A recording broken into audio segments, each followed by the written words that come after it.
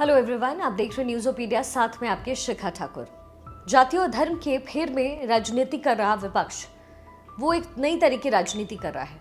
राहुल और अखिलेश में एक होड़ है कि कौन इस रेस में कितना आगे बढ़ सकता है और कौन खुद को सेक्युलर दिखाने की कोशिश में कितना तुष्टीकरण कर सकता है। बात अखिलेश यादव की, क्योंकि अखिलेश यादव का एक जो बयान है वो जमकर वायरल हो रहा है। जो नई थ्योरी लेकर के आए हैं, उनके हिसाब से मठाधीश और माफिया में कोई डिफरेंस नहीं है, दोनों एक ही हैं।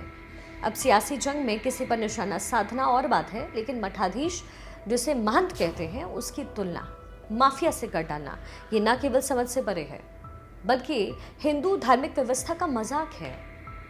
दरअसल मठाधीश और माफिया का फर्क जानने के लिए अखिलेश यादव को अपना वो चश्मा उतारना पड़ेगा जिसमें उन्हें जाति और एक वर्ग विशेष की तुष्टीकरण के अलावा कुछ दिखता नहीं है। दरअसल अखिलेश लखनऊ में सपा मुख्यालय में मौजूद थे। वहां उन्होंने सुल्तानपुर के मंगेश यादव एनकाउंटर का जिक्र किया और कहा कि मठाधीश और माफिया में ज्यादा फर्क नहीं होता है। भाजपा चुनाव हार गई है, मुख्यमंत्री जी गुस्से में घूम रहे हैं। भाजपा सरकार ने उत्तर प्रदेश को फर्जी एनकाउंटर की राजधानी बना दिया है। नकारात्मक और दिल और दिमाग वाले विनाशी कर सकते हैं, विकास नहीं कर सकते हैं।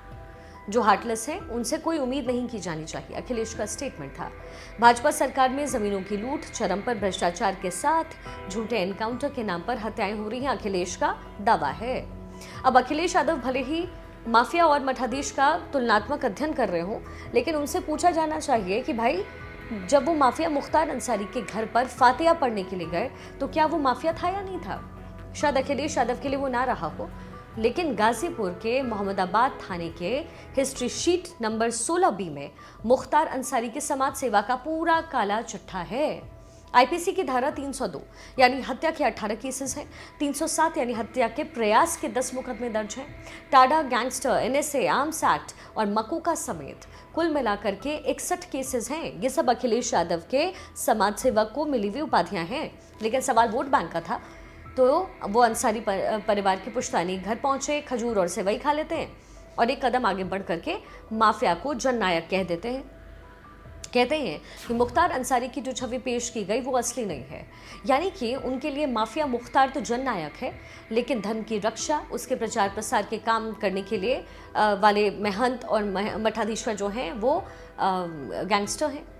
हालांकि संत समाज अब उनके इस बयान का विरोध कर रहा है। महंत बालक दास ने कहा कि अखिलेश यादव को माफियाओं का ज्यादा अनुभव है।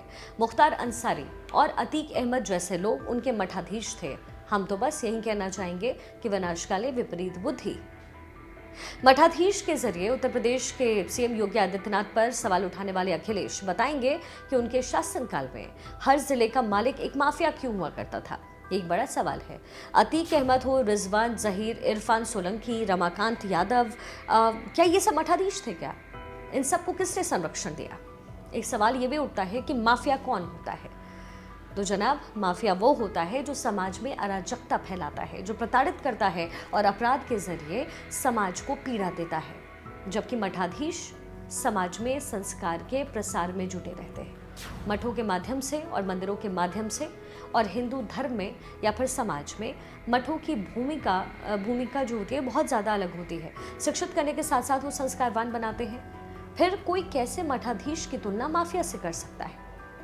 मठाधीश का पहला ध्येय होता है सर्वे भवन्तु सुखिनः, यानी सभी लोग सुखी हों। हजारों गरीब, अनाथ, असहाय और पीड़ित लोग जहाँ पर खाना खाएं, उन्हें जहाँ सहायता मिले, गरीब विद्यार्थियों को जहाँ पर शिक्षा मिलती हो, वहाँ मठाधीश के नाम से भारतीय संस्कृति को बचाने का काम करते हैं।